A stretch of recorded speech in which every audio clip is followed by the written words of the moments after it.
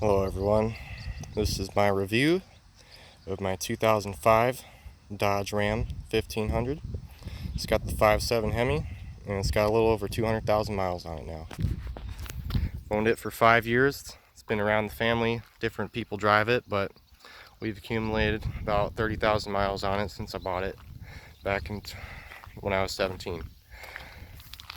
It's got a few dents in it, big deal, still works. Trucks this old, sometimes it just doesn't really pay off to keep fixing them.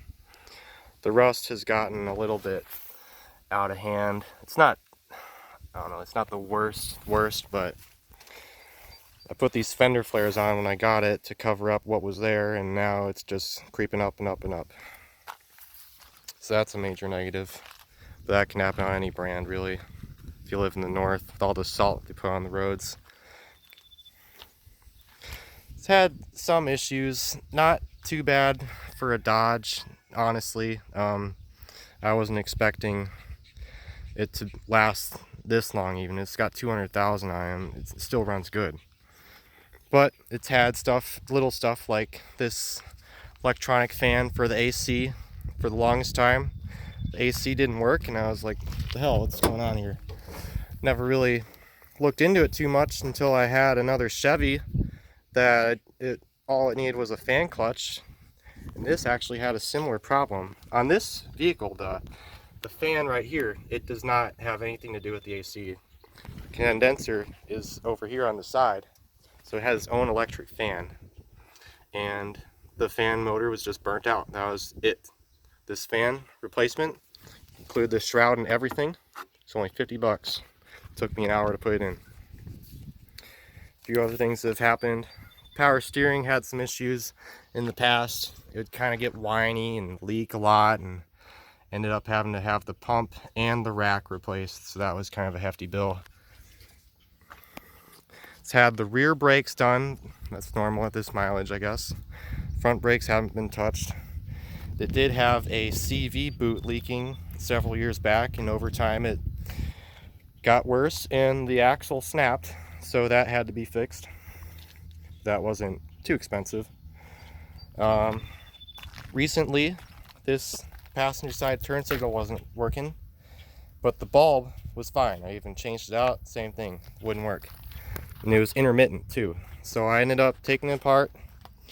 The socket, I was trying to get the socket off, and the wiring was so corroded that they just ripped apart. So I ended up having to hardwire some stuff to make it work, but now it's been fine. So I guess that was a free fix.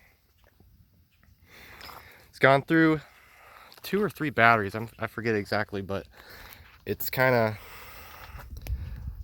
of eats them. These terminals get so corroded. This one's been replaced. As this gold-plated one now, it's actually been pretty good for us. But I don't know what's with these Dodges. I had a Charger and that had the battery in the trunks, and that no corrosion there. But this, it gets bad. Now 2005 was last year the Hemi did not have MDS, the cylinder deactivation, which I'm pretty happy about. I had my Charger and one of the lifters went bad in it and ended up basically needing a new motor.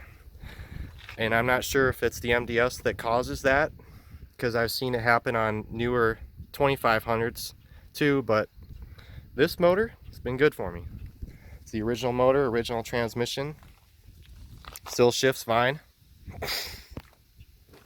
Another problem it had was the leaf springs in the back. When I got it, the truck sat pretty level. Now it's kind of raked up in the back, which it should be for stock. But when it was level, it was actually because the leaf springs in the back were cracked.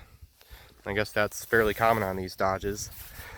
The labor was a little up there, but the springs themselves were from a junkyard and they were only 100 bucks, so that's not too big of a deal. It's just the work that you got to put in to get them on. Some things that I haven't done anything about on it are the exhaust manifolds. They got a few broken bolts in there, so it makes a ticking noise when you start running it. Once it warms up, most of it goes away. but it's still kind of annoying. I used to have a louder exhaust on it and that kind of drowned it out, but now it's not set up that way anymore, so you hear it more. Another little issue that I've just let go is when you unlock the doors with the button, the passenger side doesn't do anything. I think the solenoids are just bad. This door right here, it also does not work. You gotta do it manually every time, and that's pretty annoying. But not so bad that you just have to fix it, so I just let it be. And oh man, that rust is pretty bad. It's getting so bad, but at this point there's not much else you can do. You just gotta either get a new box or just live with it. The good part is that the frame on these Dodge vehicles is painted. I've had a lot of Chevy trucks and I like them a lot, but the frames, they're just covered in this wax shit and it just comes off. But this, it's got a little bit of surface rust, but it's nothing to worry about. It's got a lot more life left in it than the body. And this is a four-wheel drive, of course. You need it in the north with the snowy winters. Around here it gets so cold that whatever snow falls, it just stays for months. So you really need a truck if you're going to drive all the time, all year, and not expect to have any troubles. Now I'm going to get to some pros and cons about it. Like I said, for a Dodge, it's been pretty reliable. It's had some small issues, but the engine and transmission have held up just fine. I really like the power from these Hemis. The gas mileage is shit, but it's got almost 350 horsepower stock. And for a 2005, that's pretty good. I've been up next to like 07, 08 Chevy trucks with the 5.3s and I'd just walk them. In the transmission, I thought it would probably go out at some point, but it has not. I kind of have a heavy foot, but I'm not hard on it. I try to be easy on my stuff, at least as much as I'd like, as long as I'm still having fun with it and not just being like an old man or something. I do like how it has rack and pinion steering on a four-wheel drive. Now this is common nowadays with a lot of half-ton trucks, but back then it was just starting to show up. They had it before Chevy. I don't know about Ford, but Chevy didn't have the rack and pinion on four-wheel drives till 07 model year. I've had no issues really with the four-wheel drive. It's the button four-wheel drive actually. It's got a little knob that you switch. You don't have this shifter on the floor, which I think just kind of gets in the way. I like having the button as long as it's reliable. I have a Bluetooth stereo in here, but the speakers, they don't work. Only the driver's one does.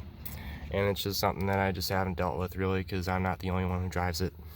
This microphone is with the stereo. I drilled a hole in the dash to put it right there.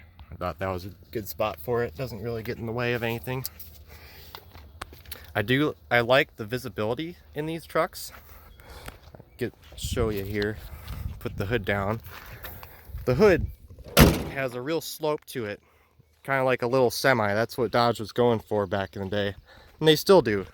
And that's how their 90s trucks got so popular. It was the looks. But if you see here, like, it's really pretty easy to tell how close you are to where you're parking for a truck. And I really like that. It's easy to see out the back, and having the tailgate right there really shows you where you need to be when you're backing up. So I don't even care that this doesn't have a backup camera. It's a big deal. There's a lot of storage in this cab. It's got these, of course, this little console here. The coin thing is missing, but that's just kind of a pain to use anyway. It also has a compartment down here, which is kind of rare for pickups, especially this vintage. Now this plastic stuff is broken. It's kind of just crappy. As you see my Chevy floor mats, I'm kind of a Chevy guy, but this Dodge isn't too bad. Does really well in the snow, mud, whatever, because it's not a 3/4 ton that's just all weighed down. It actually kind of floats through some of the stuff that I've been in with it, and I've actually gotten it stuck in the snow, but rocked it back and forth enough that it would just come out without digging or anything. Another thing about the transmission here, it is a 5-speed. I think the 5th gear is not that much different from 4th, because the RPM only drops a little bit when you're on highway, but I think it's got the 355 rear end, so at 65 I'm sitting at about 1700 RPM, and that's really good. That's similar to like a 6-speed tranny in a lot of trucks, so I'm happy about that. But it's still, like, the MPG really, it's not that great. It's not as good as a 5.3 will get, but it also, at least it has more power, I guess. But it averages around town like 12.5. And on the highway I've been able to get 15 or 16. So it's not terrible, but it could be better. I think those new ones with the e-torque, that might help a little bit, but it's also an added maintenance cost. So there's trade-offs all the time. I'm not really that impressed with the seats. This isn't even original upholstering here. It was like this when I bought it. Right here you can feel the metal railing, and that's really common on these Dodges. They just don't really have very high quality seats. In the backs, they feel good to touch, but when you sit on them, it's kind of, it just feels like a brick. Like, I'm not really that impressed with them. In 02, when they designed these trucks, they went from an extended cab to basically a small crew cab. So all the doors open the same way. You don't have to open the front to open the back. So that's nice. The room in the back, it's got some room. It's not that good, but it's okay.